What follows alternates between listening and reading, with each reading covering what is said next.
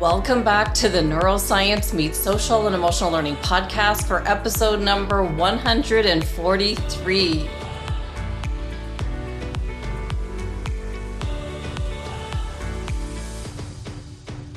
With Dr. Jon Lieff, a nationally recognized neuropsychiatrist and expert on cellular communication science that's all about how it's our cells communicating with each other that causes feelings, sickness, thoughts, and disease in our bodies. This is going to be a fascinating conversation, and the excitement for this episode began the week before the interview when I posted Dr. Lieff's book and information about the interview on social media with a link to his website, and the buzz began. I know this is a topic of interest for listeners, and I think it's so important to feature speakers who provide the scientific research to answer the questions we might have about ways to improve our health, productivity, and results. What you'll learn today will open up your mind to new ways of looking at your health and performance, going beyond our brain and into the cells of our body that Dr. Lieff says is the way our health works. If you're new here, my name is Andrea Samadi. I'm an author and educator from Toronto, Canada, now living in Arizona, and like many of our listeners, have been fascinated with learning and understanding the science behind high-performance strategies in our schools, sports, and the workplace, with strategies that we can all use, understand, and implement for improved results. If you've been listening to our podcast for some time, you'll know that we've uncovered that if we want to improve our social and emotional skills and experience success in our work and personal lives, it all begins with an understanding of our brain. And since most of us have not had a crash course in the basics of neuroscience and how an understanding of our brain can impact learning, I launched this podcast in June of 2019 with the goal of interviewing leaders and experts who've risen to the top of their field using these success principles. Which brings me to our next guest, Dr. Jon Lieff. What captivated me with Dr. Lieff's work, even before I'd read his book, was when I heard him talking about where his interest in the topic of cellular communication began, and he noticed that the books written on this topic were impossible for the average person to understand. And this is the whole reason why we started this podcast with a focus on neuroscience, so we could take the research and break it down so that it's simple and easy for anyone without a background in science to understand. When you meet Dr. Lieff, you'll find he's someone who can take those high-level, complex scientific concepts and break them down to be applicable in our daily life. That's what makes his work unique, and I know it will be what will propel him to reach the masses with these sought-after connections between the mind, brain, body, and health. Here's Dr. Lieff's background so you can see the work he's been involved in with most of his career, leading him to the fascinating work on the secret language of cells. Dr. Lieff is a graduate of Yale and holds a doctorate in medicine from Harvard Medical School. He's a known innovator in several medical fields and the leading neuropsychiatrist investigating cellular conversations. His book explores the cellular conversation as a new way of understanding how our cells have constant intelligent chatter between them, showing no separation of brain-body, mind-body, or brain-immune. As a distinguished life fellow of the American Psychiatric Association and former president of the American Association for Geriatric Psychiatry, Dr. Lieff is an expert in the field of neuropsychiatry. He's delivered innumerable lectures on neuroscience, psychopharmacology, brain injury, dementia, and depression for audiences of physicians, other healthcare providers, and the general public. Dr. Lieff wrote some of his first books on computing and high technology in psychiatry for the American Psychiatric Press, leading to the development of one of the earliest treatments for brain injury in the U.S. Dr. Lieff has been quoted in Newsweek, People magazine, and other national media outlets, and has recently spoken on the podcast Stay Young America. I'll put all the links in the show notes so you can access them. I am so excited to dive deep into his most recent book, The Secret Language of Cells, What Biological Conversation Tells Us About the Brain-Body Connection, and see what we'll uncover. Welcome, Dr. Lieff. It is wonderful to finally meet you after speaking via email this past week. Thanks so much for being here. Well, thank you very much for having me. It's great. Absolutely. Well, Dr. Lieff, I could begin our conversation with the question that everyone asks you about your book. Why did you write this book? But I do want to dive a bit deeper and let the listeners visit the show notes where I'll list some of your podcast and they can hear your answer to that. But I want to talk about a topic that you thought was important enough to name your website after. So if anyone goes to Google and they type in searching for the mind, it will bring up your website where you say that you first began this journey. And I've been interested in this journey of mind versus brain for years. And I wrote an episode on understanding the difference between the mind and the brain, episode 23. But can you give your perspective of what is our mind versus our brain? Well, that is the big question.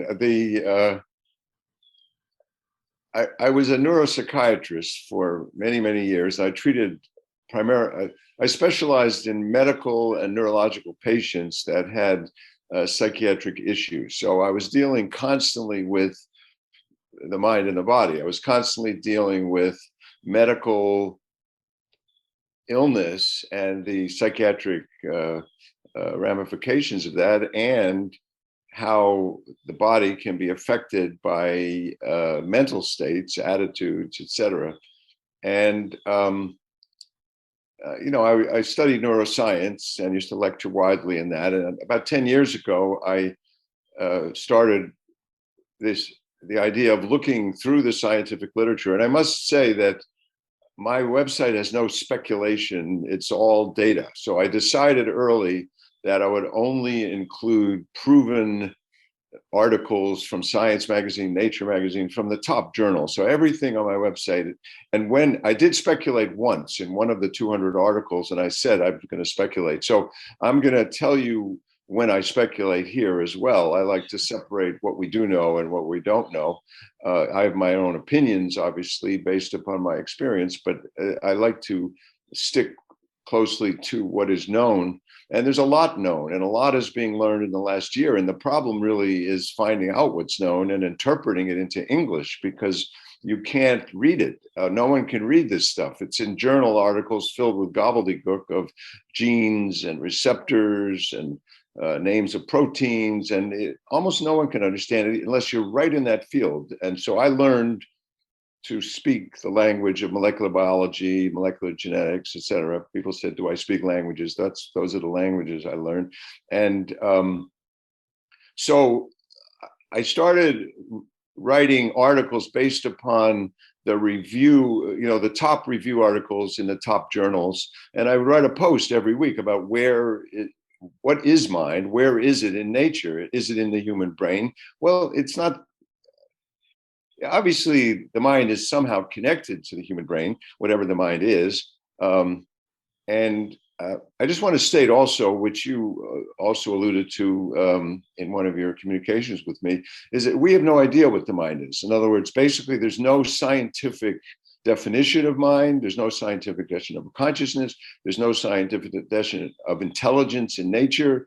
None of this is known. And scientists tend to poo-poo the idea of subjective experience, which is absurd because we all know we have subjective experience. There's no question about subjective experience unless you're a scientist and you don't know what to say about it and you don't know how to research it. So you say it's all random molecules bouncing into each other. But the cells are so complicated and so intelligent, it can't be random. I mean, it's absurd when you look at the structures of these huge mammoth proteins, machinery, vast machinery with electron transport and proton transport and water and ions, and it's all designed through DNA genetic maps, and cells are so intelligent, they talk to each other. But anyway, I started off not really knowing other than what is well known, which is that neurons talk to each other.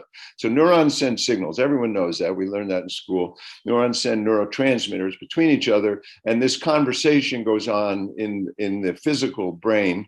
I say physical brain because in truth, all the cells are the brain because they're all talking to each other just as much. So what happens is I started with that and looking for a place in the brain where subjective experience lives, and there is none. You can't find it. There are no modules.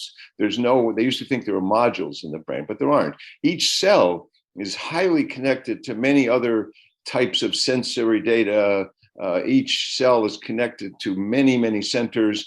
So you can't find a place in the human brain for subjectivity. And also it doesn't make any sense because there's mind between us. We're talking between us. There's culture, there's science, there's the internet, there's all kinds of things that are part of what we might think of as mind that are not in the human brain. And so obviously the human brain is some kind of receiver or receptor of whatever mind is. And I wanted to explore what this is. So it led me to articles about neuroplasticity, which we'll talk about, and memory and perception and all that, which is very interesting.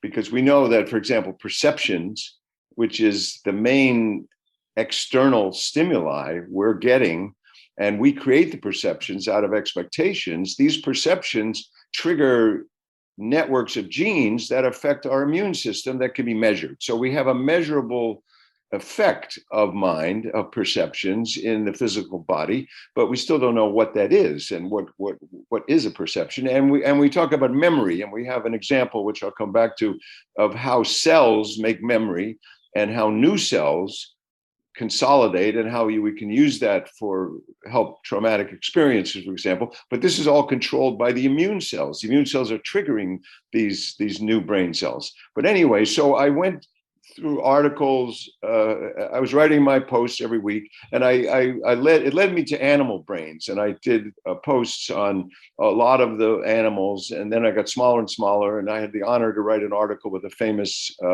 animal scientist, Dr. Beckhoff. We wrote about the comparison of bees, lizards, and birds, and their brains are so remarkable. They're just unbelievable. And bees have symbolic logic, they have a symbolic language, they can talk about directions based upon the sun and all the flowers they've seen for 5 miles. They know all this. Ants can learn directions in 50 different ways, individual ants I'm talking about. And so I was writing about how smart these insects are, and then I was writing about microbes, and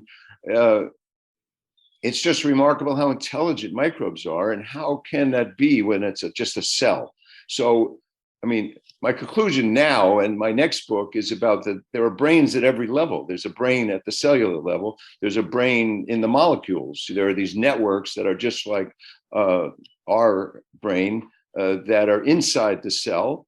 And the very last chapter is sort of a trick I threw in the book, which is for the future about a molecule that signals and how intelligent this molecule is, because ultimately it leads in the direction, not just cells are intelligent, but actually molecules are intelligent.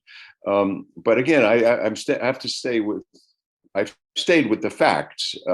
So in any case, it led me to cells, microbes, and their colonies and their communication. And this led me to human cells. And then I began to look at immune cells in particular and how smart they are, and cancer cells, which I know you're interested in, and we'll talk about. And it was just clear after a while how smart cells are, and that everywhere you look, in every cell I looked at, platelets are remarkable. How can a platelet converse? Well, they have a lot of RNA that are given by their mother cell. They don't have a nucleus, so no one considered that they could be making all kinds of products, but they are. They're the first responders. They call for immune cells. They call for et cetera. They don't just plug. It's not just a plug. And so every single cell is extremely intelligent. Capillary cells are telling organs how to create the organ, and they're telling the brain cells how to build brains. Well, how can a capillary cell do that? And capillary cells are calling for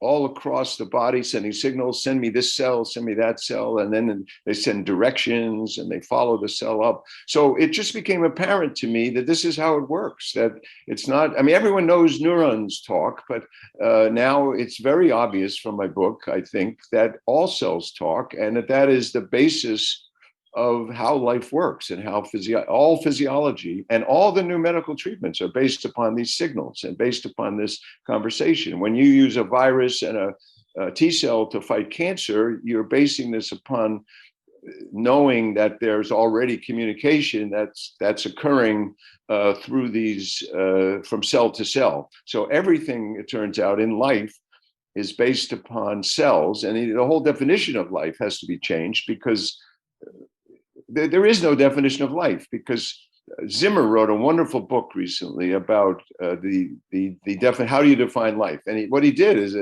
200 pages he went through, and he's a brilliant writer. He wrote about how every single theory, and he presented every theory, makes no sense ultimately.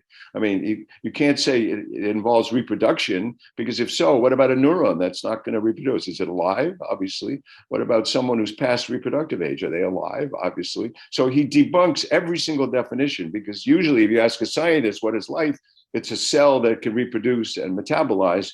But now I think we really have to say it's a cell that's intelligent and talks and communicates with other cells. And how can that be? How can a cell know what's happening around the whole body and be talking to cells, communicating where to come? So it's, and the reason that I wrote the book really is that no one knows this because of the jargon. You just can't read these articles. No one can read these articles. Even an expert in a close field has to really know. So I spent years, just translating article after article into English. And then I finally had enough that I could write the book. And I deliberately wrote the book with no jargon for anyone. So anyone can read it, because I realized if I wrote the book with jargon, it wouldn't matter, because the scientists are so dug in their narrow view of what life is, and what and the fact that there's no such thing as subjective experience, which is totally ridiculous. Anyone knows there's subjective experience, and so it should be part of nature. Obviously, it has to be. But so where is it in nature anyway? That's a whole. I could go on that. Well, that's where, when I was writing your questions, I could have gone in 10 different ways with every question. But we can go wherever you want. That's fine. And well, when you were answering, when you were talking about mind versus brain, just to start off with, my first introduction to our mind was with a speaker that talked about the fact that we had these higher faculties above our senses. Like, we don't just see, hear, smell, taste, and touch. We have perception, reason, our will. And you mentioned these, our memory. These, he said, were our higher faculties that go beyond our senses. And now, for the first time, I've heard someone talking about the science behind the higher faculties of our mind that are interacting within our body. That was the first part that I picked up. Well, let me give you an example about memory.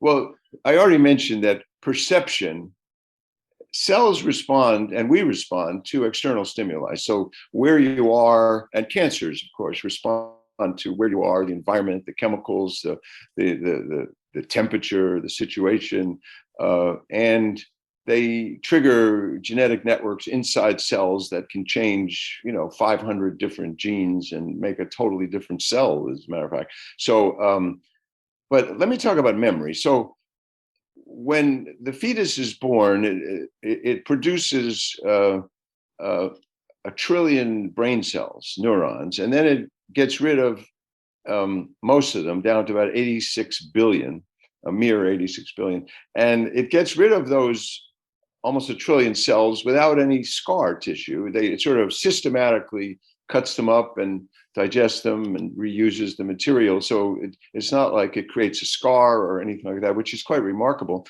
And then once the fetus is born, and then the neurons that stay are the ones that are active and that are talking. And the ones that are talking and that are responding to the environment and communicating with their comrades, et cetera, they build networks.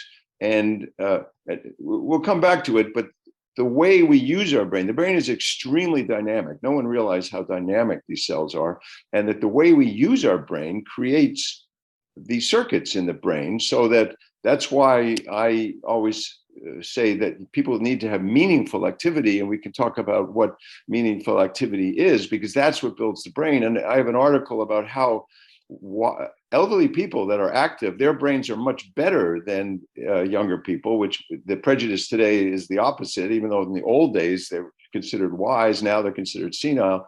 And so, but in actual fact, if they're active, they're building circuits to the frontal lobes between the right and the left side, et cetera, et cetera. So, so what happens is that the production of neurons basically slows down to 1,000 a day, approximately. And most of them are in the memory center, a little bit in the nose. So the nose and the memory center are building new neurons.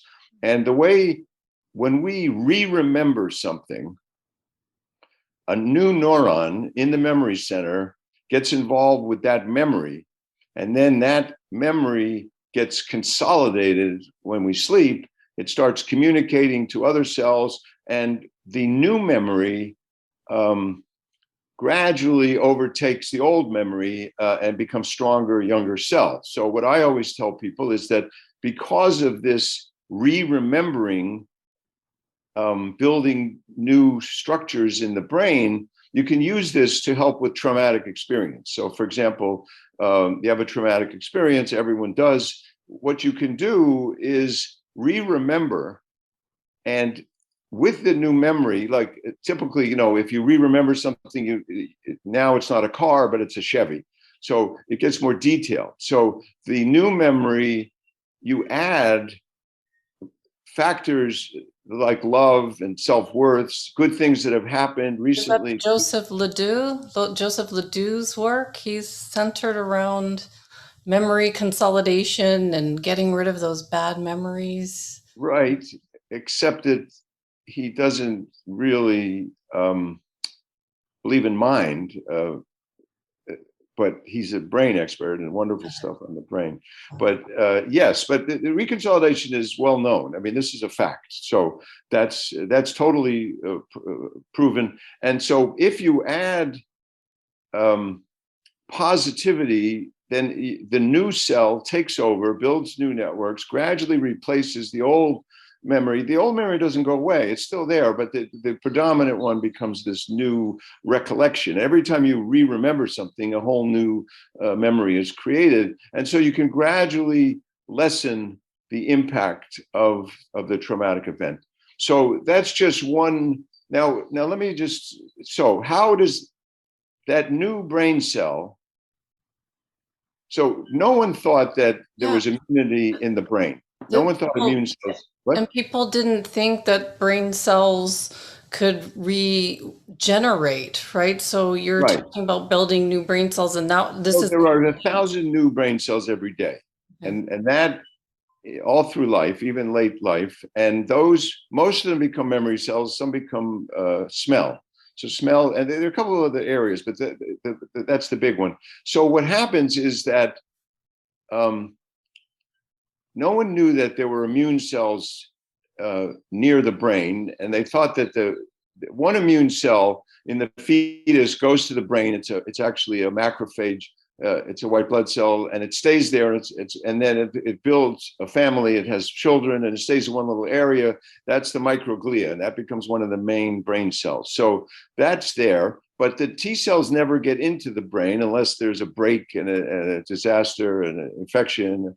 So what was recently found, which we didn't know, is that in the cerebral spinal fluid, the fluid bathing the brain and surrounding the brain, and you was thought again that was just for cushion when you hit your head, but it's not. It's a stream of communication totally through the cells, all the parts of the brain. And so the T cells get into this fluid, and there's 500,000 of them floating around.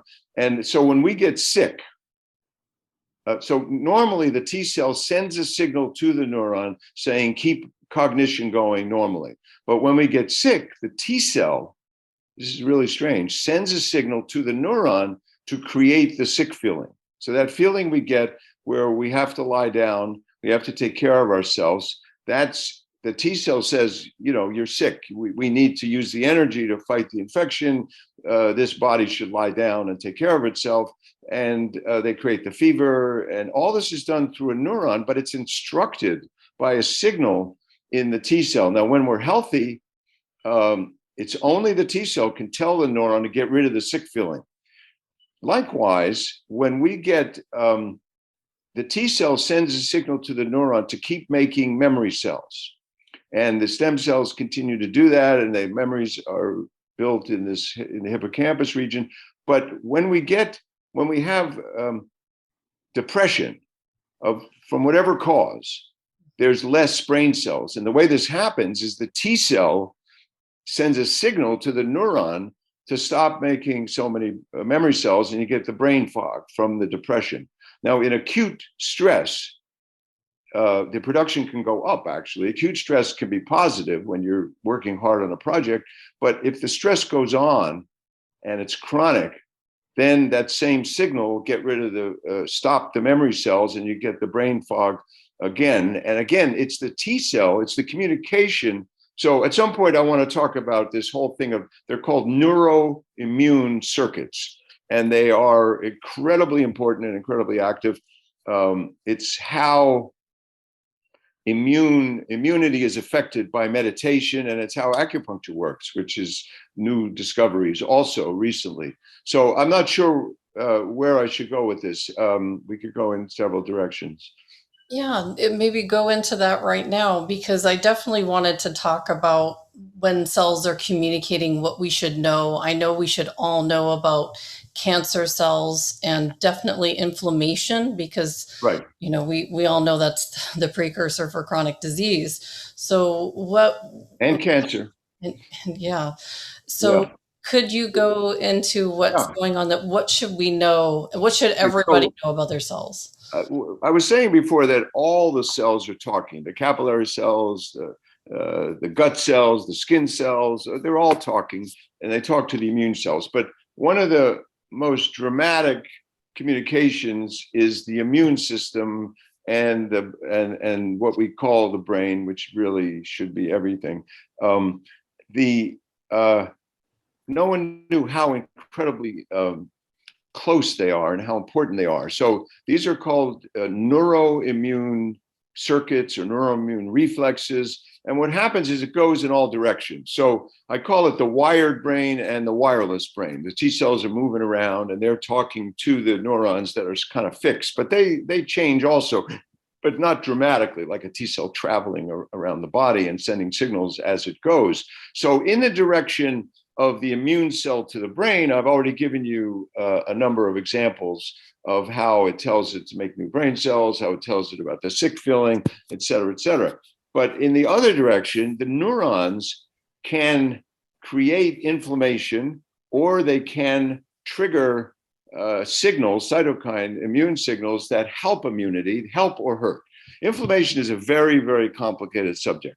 There are many, many kinds of inflammation, and basically it's action by immune cells to do something. So it can be regenerative if there's a cut, or if there's a break somewhere in the neuron. So it can regenerate, and it creates inflammation, and the cells come to work on that. But there's also fighting infections. That's a form of inflammation, and that can be very good, and it can be very dangerous, because if it doesn't stop in time, it damages the tissues, and it can become autoimmunity, diseases like multiple sclerosis and et cetera. So no one knew that neurons have dramatic control over the types of inflammation. And like for example, meditation, everyone knew that your breathing slows down, that your cognition is more focused, that the heart rate slows, the gut slows. And it was clear that those physical things were through the vagus nerve. So the meditation is stimulating, but no one realized, how can meditation create immunity, increased immunity against viruses? And there's all kinds of evidence of all kinds of cytokines and signals that are stimulated by meditation. And it's also like Pavlov's dogs. The more you meditate, the more the immune system gets better through these reflexes. And the reason is because these neurons can send immune signals to the T cells and create increased immunity through communication in the other direction, from neurons to the immune cells. Recently, no one knew what acupuncture, how it works. No one could figure it out because it's logically, it would be along what you might consider an energy field of some kind. And the only energy fields we know about in the West are blood flow and neurons. And it wasn't clearly connected with either. So then they did a study where they found an acupuncture point and they stimulated with electricity. And what they discovered is that they were stimulating, and it was not near a neuron, and it was not near a blood vessel. And it affected, from the wrist, it affected the kidneys. So how does that happen? Well, the way it happened is they noticed, and it's really amazing, the science today, and this is why we can learn this now. How can you observe a signal in the middle of a tissue, a molecule? It's remarkable, but the science is so great now, and it's happening so fast that there's so much information. I write often that all the latest data is in the last year, although there's still a lot of significant stuff from the past building, but it's being built recently. So anyway, this electricity stimulated a T cell that was sitting there in the tissue. The T cells becomes activated and then travels near a neuron and sends a signal to the neuron, and then it goes through the neurons to the kidney. So this neuroimmune signaling is meditation's immunity, it's acupuncture immunity, but it's all kinds of things. I mean, and so what perceptions affect immune cells, and suddenly it triggers a cascade. What happens is that signals hit a cell on a receptor, and then a cascade occurs, and there are hundreds of these cascades all interacting. That's where it becomes like a brain. And then eventually one thing happens, one molecule affects another, all the way down. And then eventually a transcription factor, it's called, goes into the nucleus and triggers a gene. And it's a complicated story, but multiple transcription factors need to build like a communication. So like you'll have 100 of them, and 1, 4, and 5 will trigger this, and 2, 6, and 8 will trigger that. And you can trigger 100 genes at once. And not only that, but these cascades can amplify. Can we go back, just step back to when you said a perception starts this? Do you mean a thought perception, like a negative thought perception? Positive or negative. It can go either way. And what happens is perceptions, what we've learned, are not based upon sensory data. In other words, the input of the sensory data is very tricky. For example, in the eye, we get a very small percentage of what's triggered do we actually get into the brain. But even if you take the final signal coming up the spinal cord of sensory neurons, most of the action are neurons from the top coming down and massaging and modulating that input. And that is based upon expectation. So perceptions first create a perception based upon what you expect to see in that scene. And then they say, oops, oh no, this is new, and I have to alter that. And within a split second, it alters into something new. And then that becomes an expectation or not. So it becomes a question of what is conscious and unconscious. There's a lot that's unconscious and conscious. And again, one thing we can be certain is that the brain also works through a constant fluctuation of focus and free association. So within, part of a second, you're focusing and then you're free associating. And what meditation does is it strengthens both, such that you free associate wider and more, and it's more. That's how the creativity comes in. And but there's a thing we should talk about called neuroplasticity, which is important also, of how learning occurs. And but in any case, I said a perception is the most powerful external stimuli. And that stimuli, for example, loneliness is a powerful immune blocker. It has a dramatic effect on making things worse.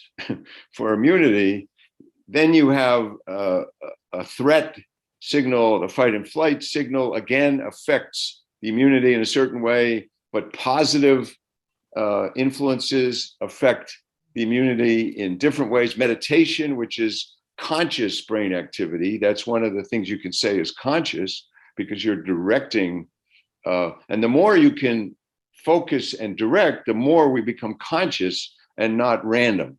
Most of the brain is random. There are people who are responding to random stuff on the phones and you know, wherever. And it's a struggle to not be random. And the way, and that's why meditation is so good, because you learn to focus. Anything that, it doesn't have to be classical meditation. It could be anything where focus is involved and where you allow the free association. So it can be gardening, it could be walking in the nature, it can be, you know, all kinds of things are meditative. Martial arts, Tai Chi, whatever, all kinds of exercise. But your question was about perception. So perception is the most powerful external stimuli that then affects the cells. The signal is amplified. In other words, one little signal can become 100 molecules in different directions and 500 genes, and totally change the whole cell. And then that cell can send signals to other cells, and you have cells marching in different directions, and you stimulate the hypothalamus, and you get all kinds of hormones going. So, you know, it's very complicated. But so our negative self-talk, those automatic negative thoughts that we might have, like I'm not good enough, or those types of things that come into our head, can cause sickness in the body from. Oh yeah, well, so learning is based upon what's called neuroplasticity, where how the brain responds to things and then changes itself as it goes. And it involves, I have a lot written about this in my website, about maybe 50 different ways that it changes. But the most important concept from my point of view is that there's a thing called whole brain neuroplasticity, which involves using most of the brain. People didn't realize, scientists didn't realize that the brain is very active and it uses a lot of the brain. It's not like one little area. And if you can get a change, a positive change or negative change, it's most powerful if it's whole brain. So let me give you an example. High jumper is about to do a high jump and sits and visualizes the high jump. And because they visualize, they then do a 30% better jump than they would have if they didn't visualize. But now, while they're visualizing, they go like this, they move their hands like that. That physical movement added to the mental visualization increases it to 45%. Well, that's kind of crazy. How does that happen? Well, another example, this is research again, it's proved studies.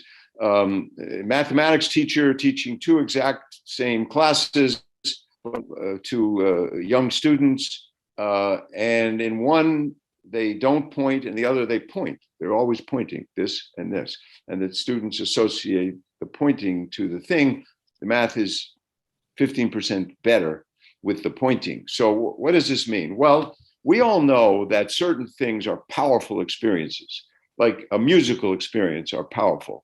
Most powerful would be like a religious music experience. So what's going on there? Well, you have the band who you know the history, you know the people, you have associations with that, you know the music, the words, the meaning of the words, you're moving, you're tapping, you have people around, there's friendly people around. So all kinds of places in the brain are being triggered at once.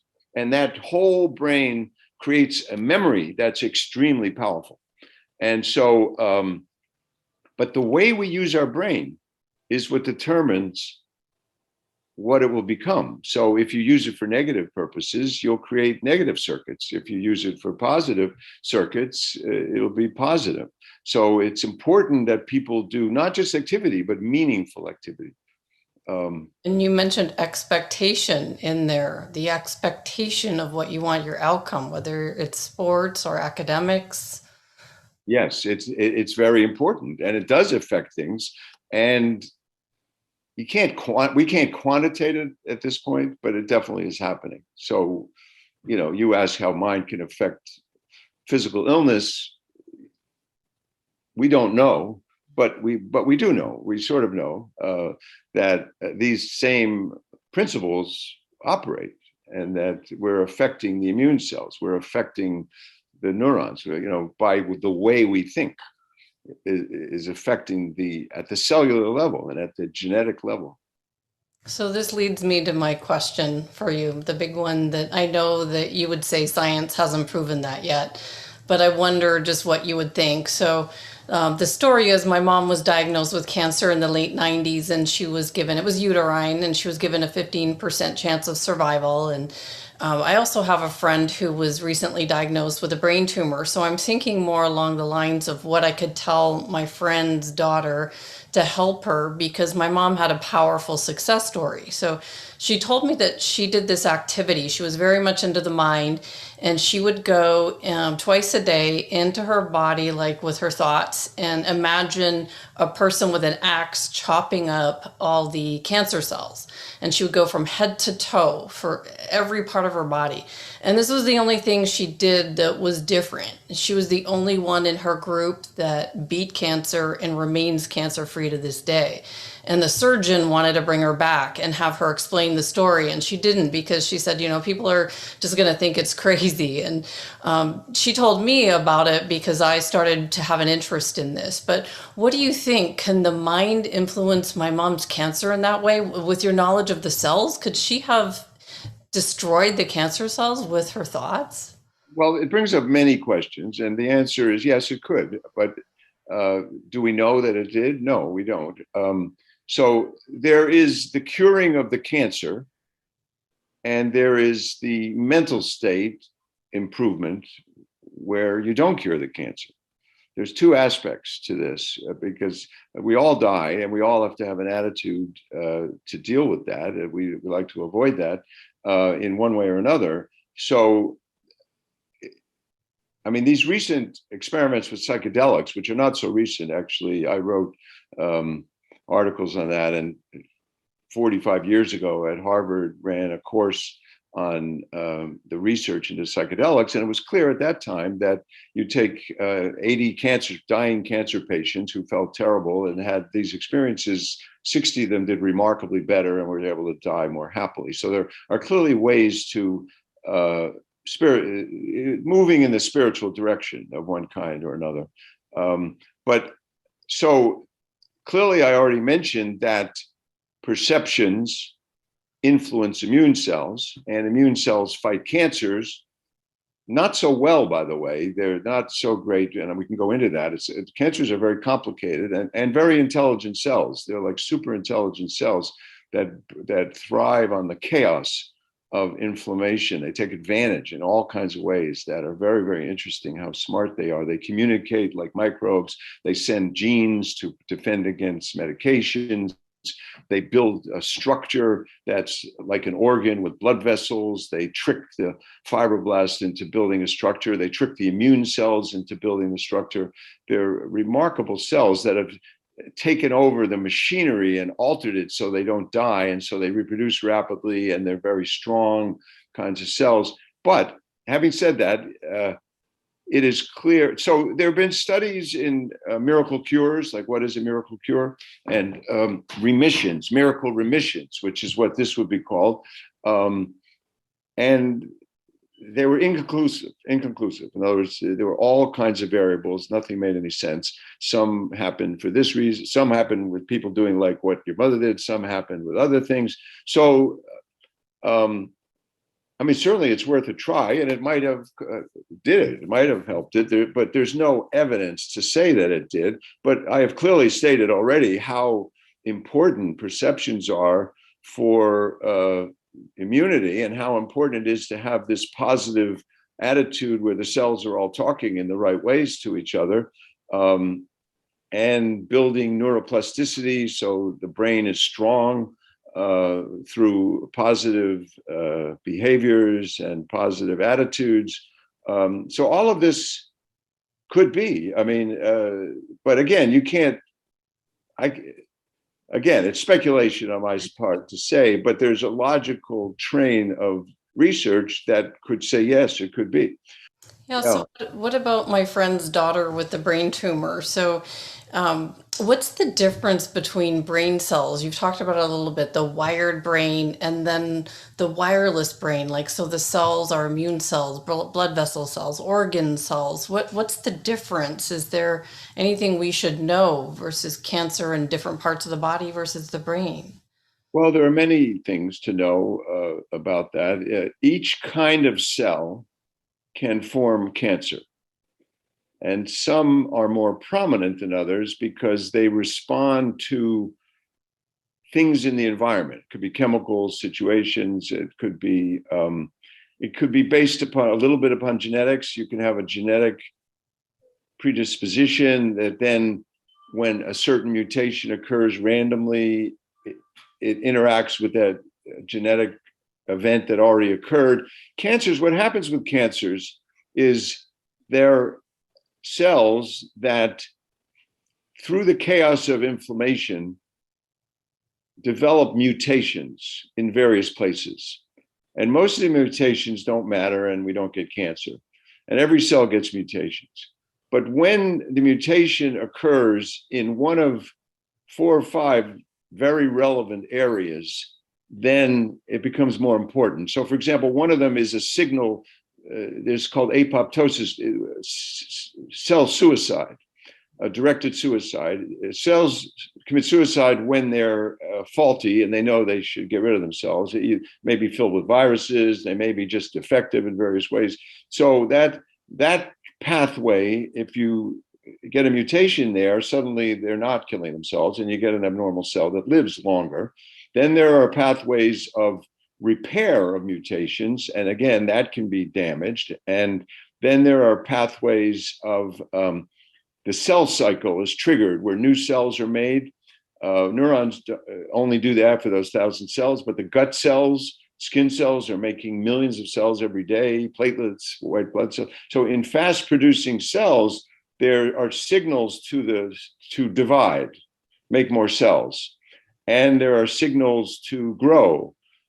So whenever those pathways, and almost all cancers have those mutations. And once you get one, and you're in a milieu with inflammation, which means all kinds of crazy, chaotic things going on, you tend to get more mutations. So what happens is the cell divides a lot. It doesn't die. Also, there are pathways that affect the telomeres, which are things that limit division in cells, but can be altered through an enzyme. They're something that builds the telomeres, as opposed to most division of cells decreases the telomere size, but there are enzymes that rebuild it. So the cancer learns to rebuild it, doesn't die, it becomes like an immortal cell.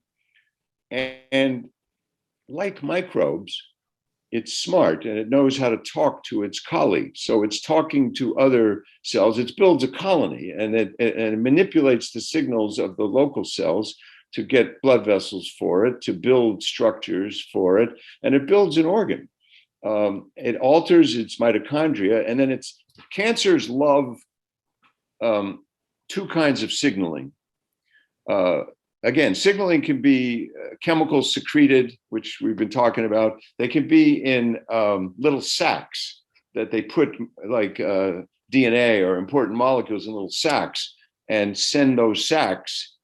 Cancers love those. They're called exosomes, and they love these sacs, and they love to send them off to faraway places to build metastasis. And they learn the unique signals of that faraway place, because certain signals work in the liver and certain signals work in the brain and certain signals work in the lungs. So certain cancers are good at living in the lungs and the brain, and are good at living in the bone and here and there. And they learn how to send these sacs. They also love these things called nanotubes, which are so tiny. We've only recently learned about. These are tiny little tubes made out of protein that go between almost all cells. Microbes have them for inches, where you have a microbe way down in the earth living off a metal, and it's sending electrons to microbes on the top, and they thousands of times. It's like the internet. It's like the microbe internet, and they cancers love these nanotubes, and they build several kinds of nanotubes and send signals back and forth between their comrades. They even, when they have an altered mitochondria, and the mitochondria are vital and critical for everything. They're amazing. I'm doing a lot of research on mitochondria now and on the energy production. That my next book will clearly have something about that. But the mitochondria, once they're altered to be good for the cancer, they can send it to their comrades in these nanotubes, and they'll actually they'll send resistance genes. So, the way microbes get a resistance genes to stop antibiotics of certain kinds, cancers will do that. They'll figure out how to fight a medication, and they'll send that between each other. So you're dealing with a very smart cell, and each cell is slightly different, because within the cancer, one cell gets another mutation. And we're all learning about mutations through this COVID thing. So we're learning how, and what happens is that cell becomes a little more powerful because of that mutation, and it builds a subcolony.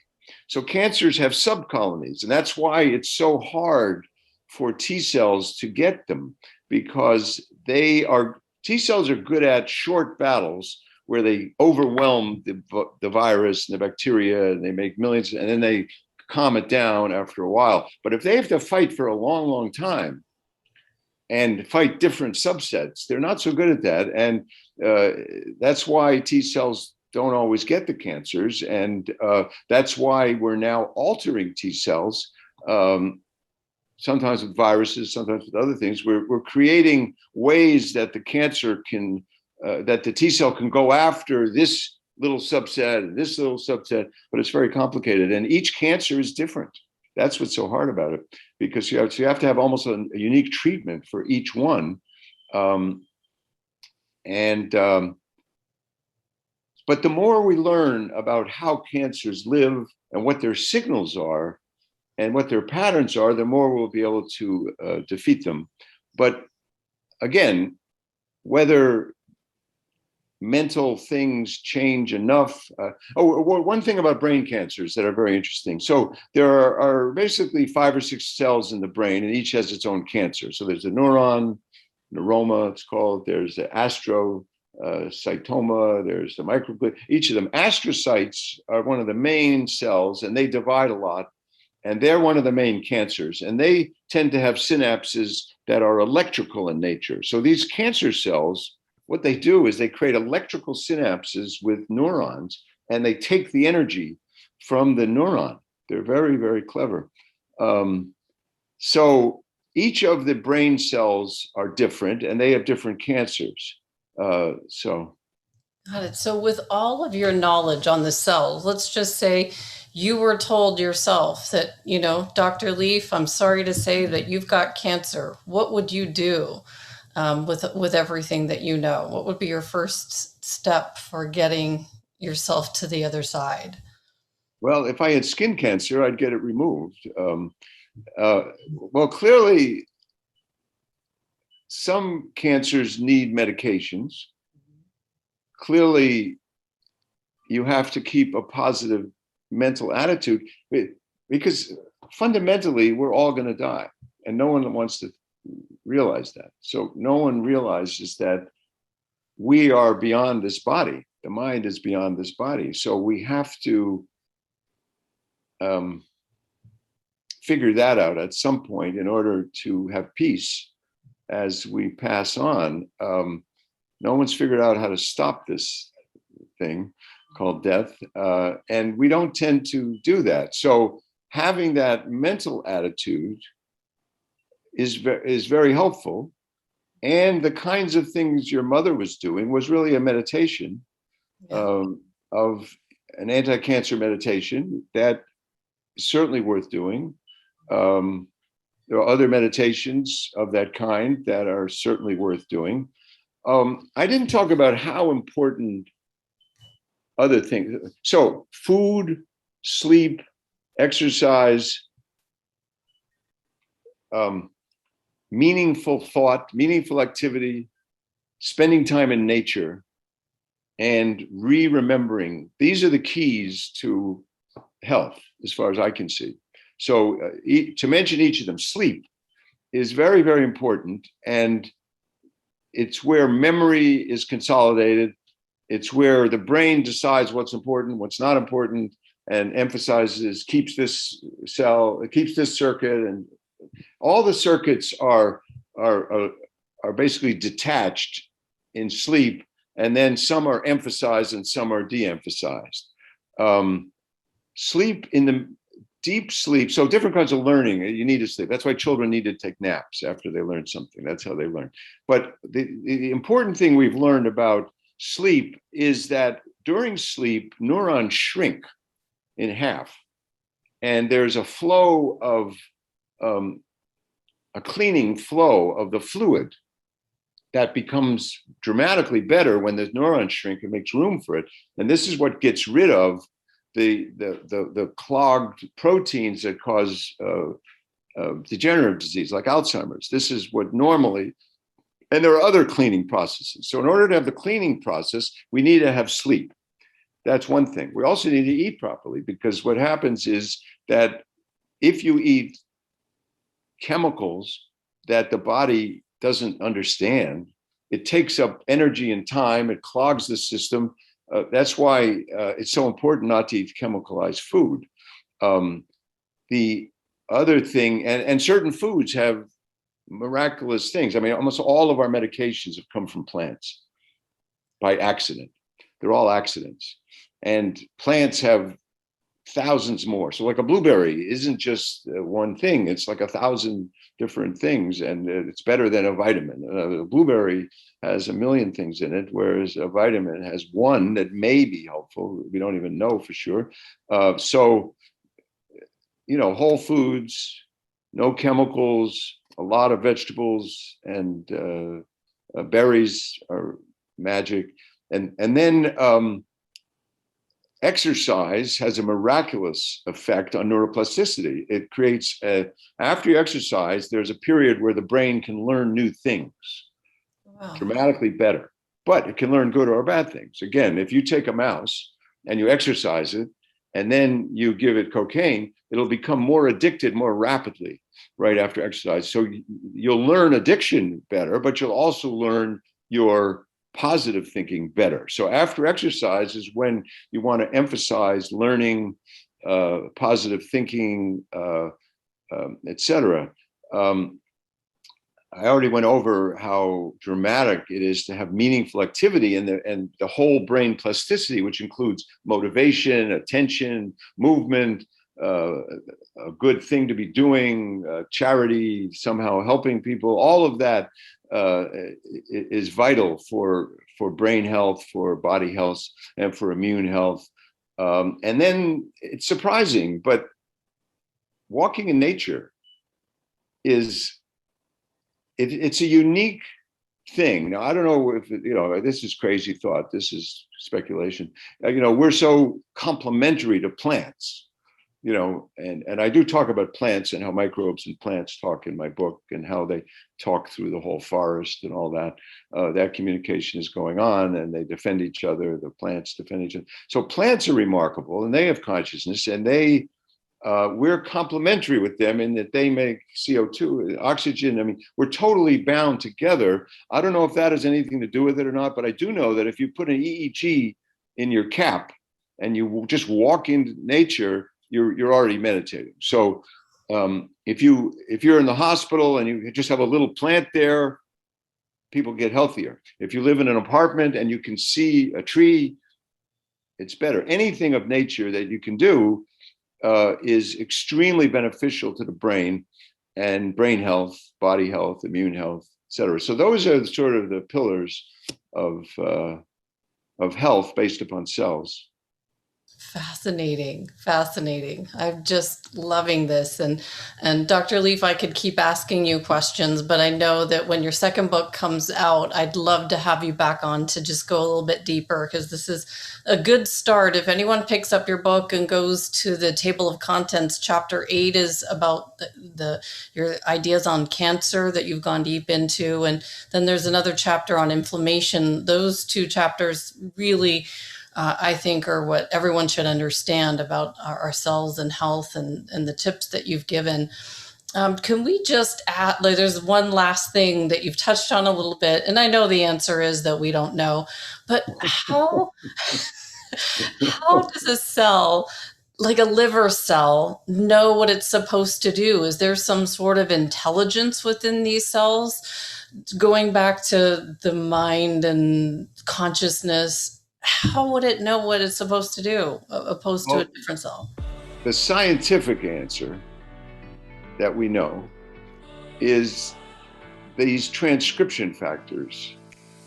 But how the cell knows to trigger those transcription factors, we don't know.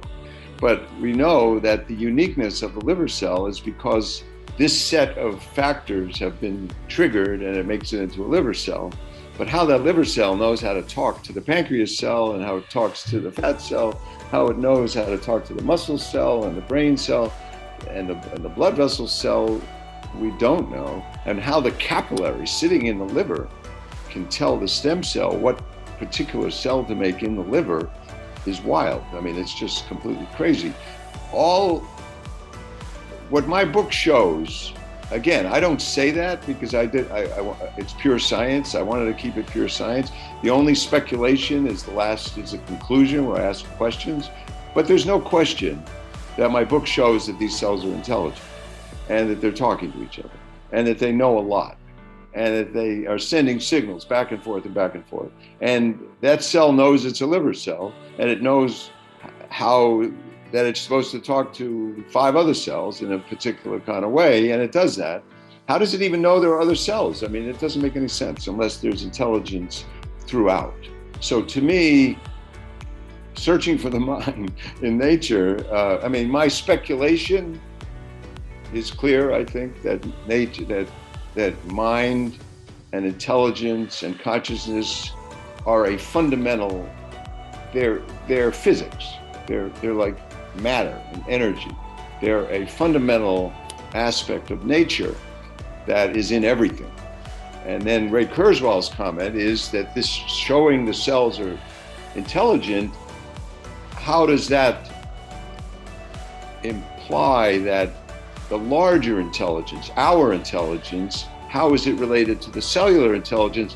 Is it a building block phenomenon? And it probably is. But that's, again, our mind triggers activity at 6 orders of magnitude, all of the instant, from a quark, a photon, an electron, to an organelle, mitochondria, to a cell, protein, to an organ, to a whole body, to a brain, to an internet.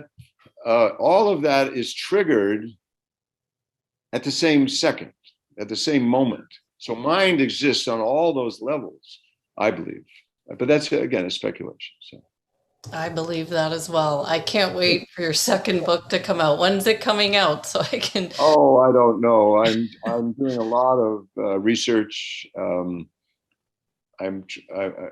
doing a lot of research about photons, about how electricity, everything runs through electricity. So all of our gadgets, your microphone, the internet, all the stuff we're living, the Zoom meeting, is all electrons. And the cell is running by electrons in the same way. There's this electron transport, electron circuits that create movement of protons, that create ATP, that create the energy. And ATP is the molecule of both energy and information. It's the molecule in DNA. All of this comes from electrons at one level. Again, you have to pick your level to talk about it. But so I'm looking at that level for a while, and then I'm planning to write about brains at all level. How the brains exist. Our brain is clearly a structure, but there's the larger brain. There's the culture. There's society. There's a larger brain, and then there's smaller brains that are just as complicated. How that liver cell has interactions as a brain, how that liver cell inside deals with a transcription factor is a brain. Inside that mitochondrion is this unbelievably complicated molecule making ATP. That's a whole brain where the electron is traveling through. Brains at every level. Lots to think about. But for anyone who wants to learn more about this fascinating work, Dr. Lieff, they can go to your website, JonLieffMD.com, or just searching for the mind in Google, and you come right up. They can find you on Twitter, where we've been having a lot of fun posting stuff, and LinkedIn. On Twitter, you're at Jon Lieff MD, and same thing, just type your name in the search bar on LinkedIn and you come up. Thank you so much for being here. I do look forward to when book 2 comes out and having you back on. Well, thank you so much. It's been great. Thank you.